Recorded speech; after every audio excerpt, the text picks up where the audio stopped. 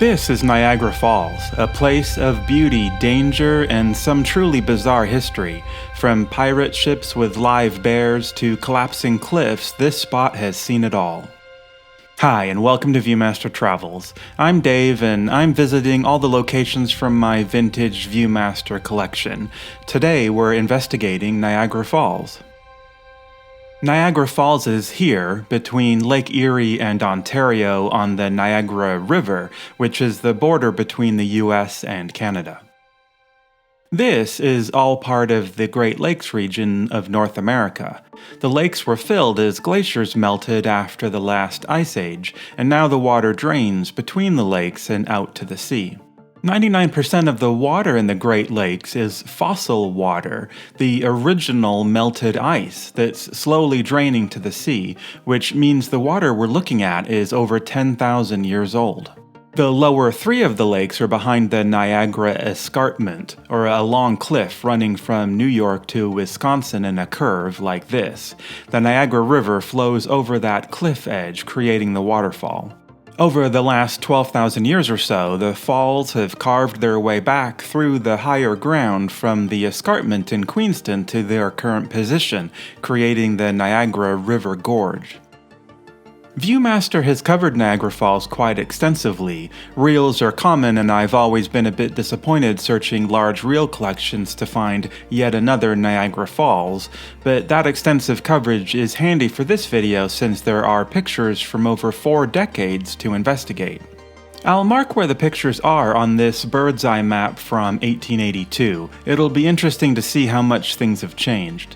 You can see there's actually 3 waterfalls: Horseshoe Falls, which carries 90% of the water, and then American Falls, Luna Island, and Bridal Veil Falls, all separated by Goat Island. What I'd never noticed before is that there's a 4th waterfall here, one that's vanished without a trace. We'll find out what happened to it a little later. We were on our travels through Canada coming from Montreal, and we're staying on the Canadian side of the river, which has the best views of all 3 waterfalls. We could see them from our hotel room, and the roar they make is no joke.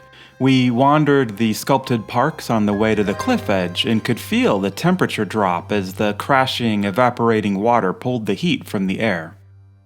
Our first goal is on the US side. The bridge across is named Rainbow Bridge. In the bird's eye, you see the 1867 suspension bridge, which collapsed in a storm in 1889. It was eventually replaced by the Honeymoon Bridge, which was crushed by ice and collapsed in 1938. After all those disasters, you might think twice before crossing another bridge here, but that's exactly what we had to do. Prospect Point.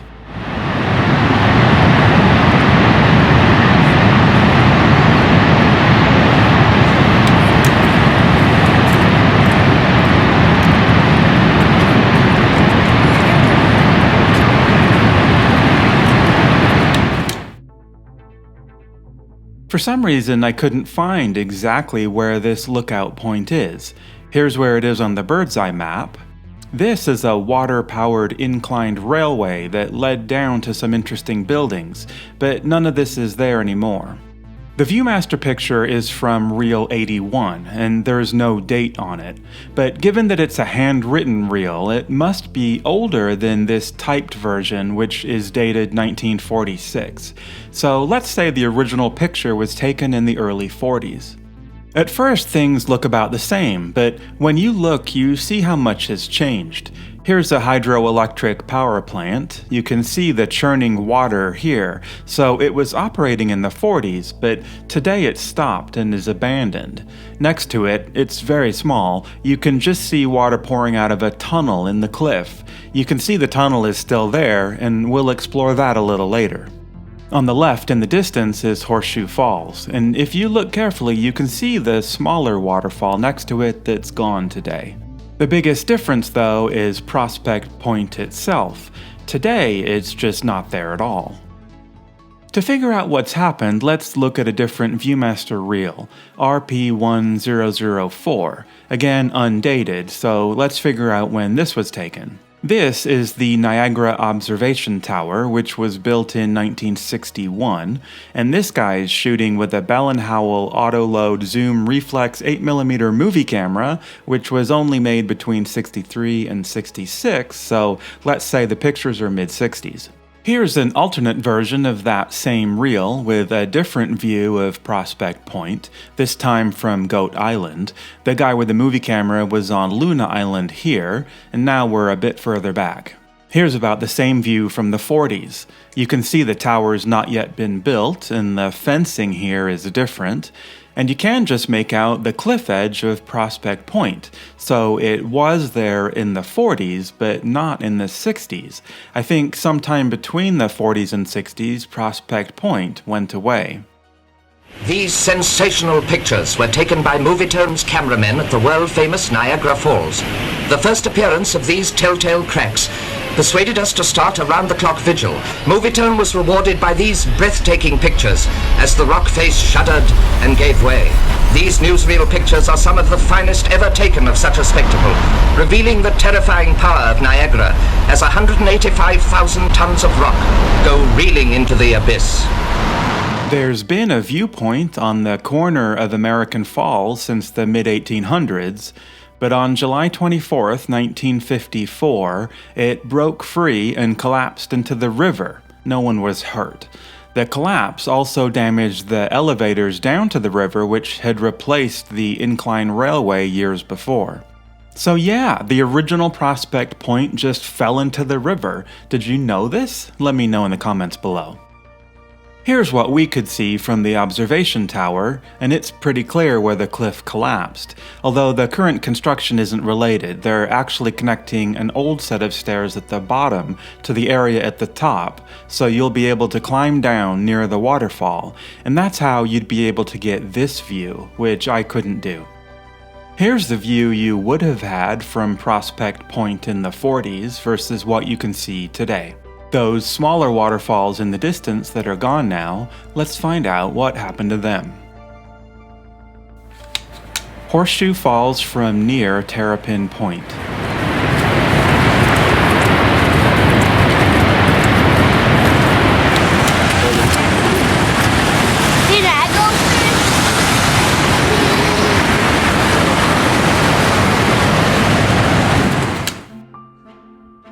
This is the US side of Horseshoe Falls, and when the Viewmaster picture was taken in the 40s, it was a series of rocky islands and a whole nother waterfall.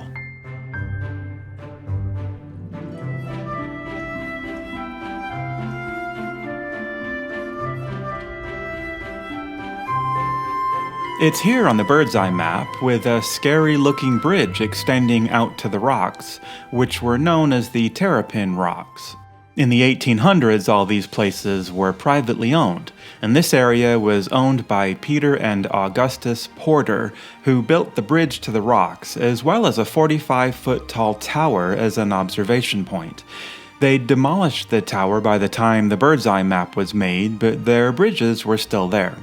The early 1800s was a wild and crazy time for Niagara Falls. There were no rules. The Canadian side, called the Front, was considered a hell-raising town, one of the most ruthless clip joints in history.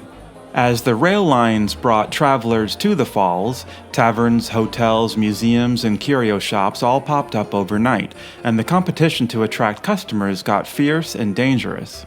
The most notorious was Table Rock House, built here near Table Rock, and known openly as the Den of 40 Thieves, run by Saul Davis, who'd let you down to the bottom for free, but charged you $1 if you wanted back up. Those who didn't pay were threatened and often beaten. It's this period, as local hucksters looked for more outrageous ways to attract visitors, when the tropes around Niagara Falls began. People going over the falls in barrels, walking over the falls on ropes, or even on one occasion watching a pirate ship crash over the falls carrying live bears. Eventually, public outrage caused both the US and Canadian governments to buy up the land around the falls to get rid of the lawlessness, creating on the US side New York's very first state park, and on the Canadian side Queen Victoria Park. Ironically, at least on the Canadian side, the tourist traps just moved a couple blocks back. Today, the area up Clifton Hill is filled with attractions I'm not sure I'd risk my life riding, but they did have beaver tails. In 1954, the area of Terrapin rocks was filled in, creating Terrapin Point Observation Area, and removing this fourth waterfall on the left. It's only in the oldest Viewmaster images that you see the extra waterfalls and the original view. There's another detail on the bird's eye map just to the left of Terrapin rocks, this tall enclosed spiral staircase, built in 1827 by Nicholas Biddle, which led down to our next Viewmaster destination. Cave of the Winds.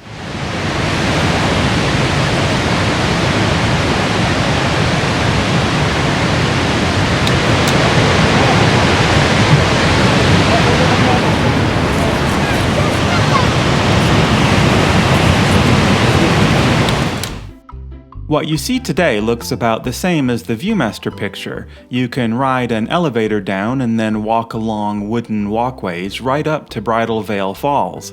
This was the most exhilarating thing we did, since you can reach out and touch the falling water, as long as you don't mind getting really wet.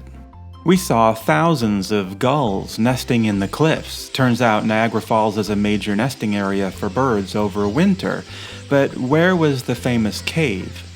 You can just make out on the bird's eye that there's a walkway going behind the falls, and it's labeled Cave of the Winds. Turns out there used to be a 100-foot deep cave behind Bridal Veil Falls. At first you had to climb down a rope ladder to get into the cave, but after the Biddle staircase was built, it got a lot easier and more popular. In 1920, the cave partially collapsed, killing 3 people, but the attraction remained open and popular, so the stairs were replaced by these elevators in 1925. After Prospect Point collapsed, though, engineers decided the cave really wasn't safe at all and dynamited it in 1955. So today, there's no cave there, and you can only walk in front of the falls. Although I think it's cool that in the older Viewmaster pictures, the cave would have still been there. And one interesting fact, the walkways are removed and rebuilt each year to protect them from the winter snow and ice. They were just finishing their construction when we visited. And there's another ongoing attraction at the falls, one that's even older than Cave of the Winds, and that's our next destination. Maid of the Mist.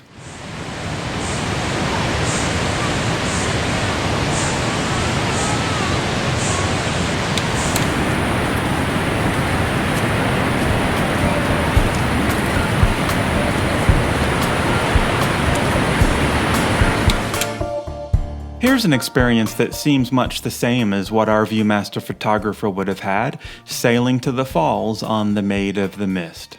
The boat leaves from over here, where the inclined railway used to be. It goes slowly past American Falls to the center of Horseshoe Falls and rotates around for a while before heading back. It gives the best view of the waterfalls, but it was like trying to take pictures while taking a shower. Initially, you could only cross the river by climbing down a rope ladder and having someone paddle you across in a rowboat. In 1818, they built a makeshift stairway, which became another spiral staircase in 1825. And finally, the incline railway took passengers down to the river in 1845. The incline railway cable snapped in 1907, and both cars crashed to the river's edge, killing 1 person, so it was all removed, and elevators were cut through the cliffs instead. The ferry service was so popular, a full-size steamship was built on site to carry passengers, named Maid of the Mist after a dubiously appropriated native legend. It launched in 1846 and was very successful. However, just 2 years later, the suspension bridge across the gorge was completed and the ferry industry collapsed overnight. The Maid of the Mist Company decided to run tours to the falls and back instead, building a larger steamship in 1854. But as the Civil War broke out, they chose to sell the ship to a Mr. Baker in Quebec, who agreed to buy her as long as they could sail her to Lake Ontario. In a scene right out of Fitzcarraldo, the ship's captain, Joel B. Robinson, sailed through Niagara's rapids and whirlpools downstream to Queenston. It was so harrowing, he retired from sailing that very same day. After the war was over, a new company continued the tradition, launching a new Maid of the Mist in 1885, and they've run cruises ever since, using many ships, all named Maid of the Mist. In 1955, both steam-powered ships burned down at the same time due to a welder's spark, and were replaced the next year by diesel ships, so you can date some of the Viewmaster pictures by looking for the steam funnel. At the time, the two ships were departing from both shores and were run by the same company. This continued until 2009, when the Canadian government decided to put their ferry license up for open bidding, and the company that runs cruises to Alcatraz Island outbid the Maid of the Mist and took over the Canadian side. This was a big problem because they used the Canadian dock as a dry dock during the winter, but now they'd lost access to it. The future of this great tradition was in jeopardy. And what saved them takes a little history, which we'll learn from our next destination. Horseshoe Falls.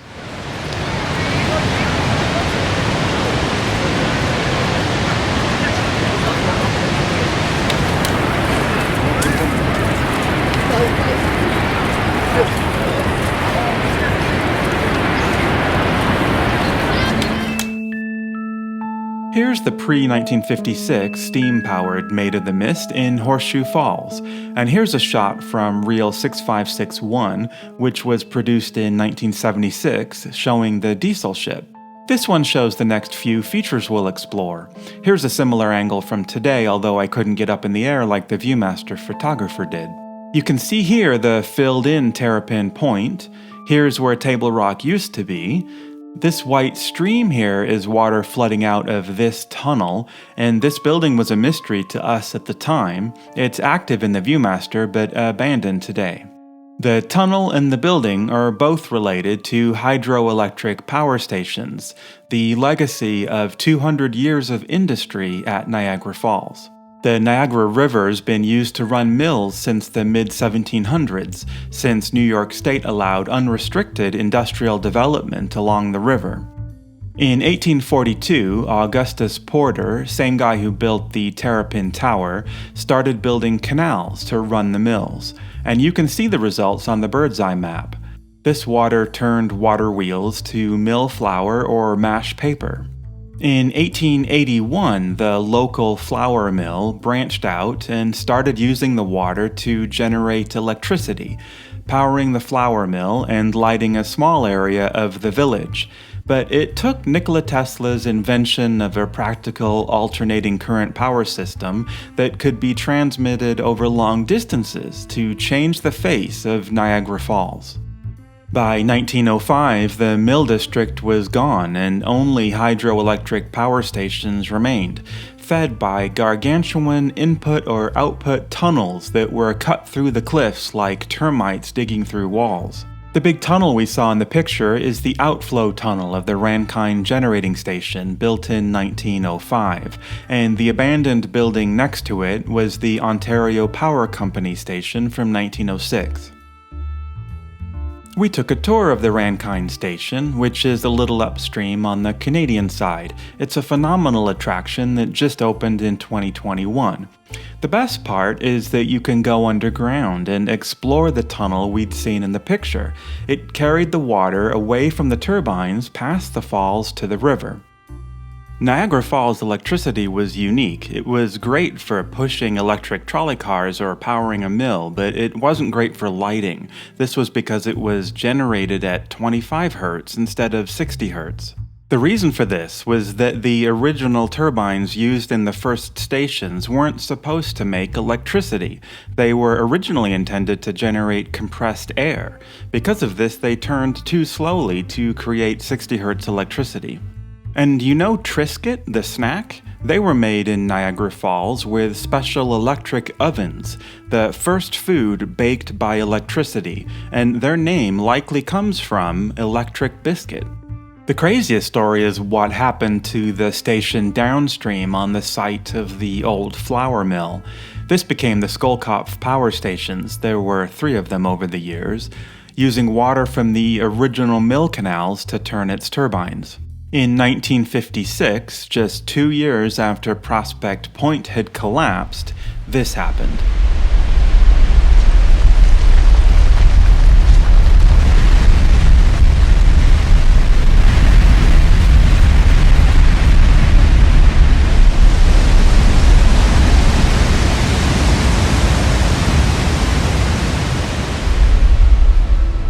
Water burst through the back wall of the station, destroying 2 of the 3 plants and killing 1 worker. Seems in the 50s, Niagara was crumbling bit by bit.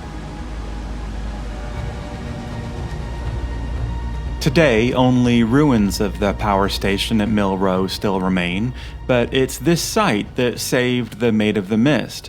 They were given license by the state to use the area as a dry dock for their boats, guaranteeing the future of this tourist attraction. At this point, maybe you'd be questioning how safe anything was around Niagara Falls, and you wouldn't be alone. We'll find out what was done after our next Viewmaster destination. American Falls.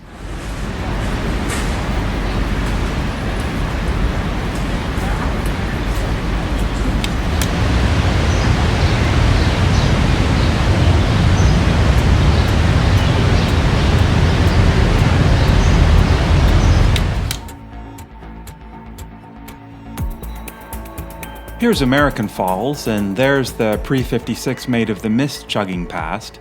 You can see how many rocks are at the bottom of the falls. They're called the talus, rocks that have fallen from the cliff face. By 1960, so many things had collapsed into the water, there was concern that the whole cliff face may collapse and create a water slide instead of a waterfall. These concerns came out in a 1965 Niagara Falls Gazette article, and by the end of the decade, a plan was in place to turn Niagara Falls off. Here's that same view with the water off.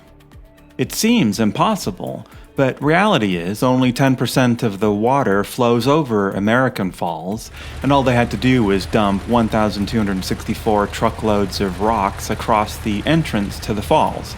Over 3 days, the water slowed down and stopped. This let the scientists study the rock face, and lucky tourists look for treasure. They found millions of coins that had been thrown into the rapids and 2 dead bodies. I've heard it said that if something isn't done, that eventually the Niagara Falls would become a long rapids. Yes, this is the fall-making process. At the American Fall, it's particularly noticeable because the talus accumulates. In the end, they decided that the talus pile was actually holding up the cliff face, and removing anything might cause it to collapse, so they left it all alone and turned the water back on. By the way, if the cofferdam gave way, we'd be underwater. Yes, we'd be in the region of the river here at this point.